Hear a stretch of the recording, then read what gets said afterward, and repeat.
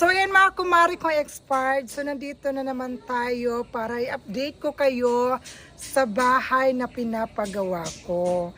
Yes, so ayan, ito tour guide ko na naman kayo guys. So sa mga naghihintay dyan kung ano na yung update, ito na ang second dose ng pag-aatin pag-tour guide. Kaya samahan niyo ako.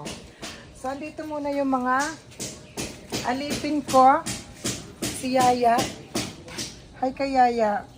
Dito na siya, regular na siya dito. Dito siya may asawa niya yung isang construction dito. Oo, kaya dito na siya, crush siya kasi yung construction worker. So pasok tayo guys. Ayan. Time out! So ayan, ito na yung kesame. Meron pa siyang design. At saka ito na yung kuryente. Pero ano na siya?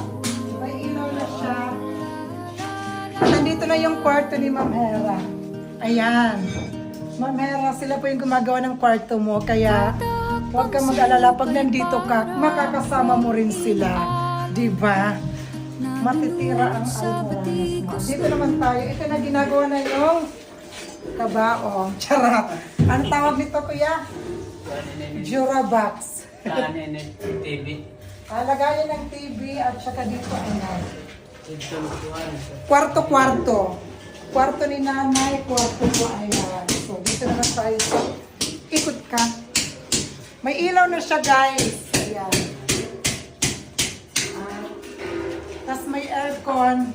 Yung aircon hindi lang papaanda rin. Andito na pala yung mga gamit ni Ivana. At saka yung gamit na Hako Challenge kay Sir Wilbert. Andito na rin. Oo. Yung iba dyan na-dispose na. At ito na yung kitchen na dyan. Ayan. At saka dito naman, kwarto ni nanay.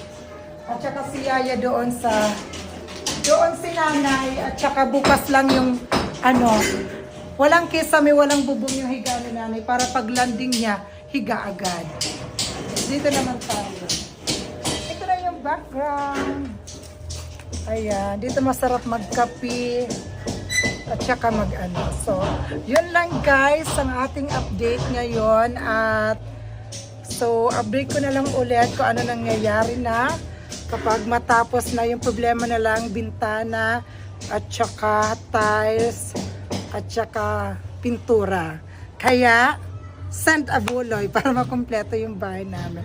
Thank you so much for watching. Get well soon. Bye. Tutok nulot niya yung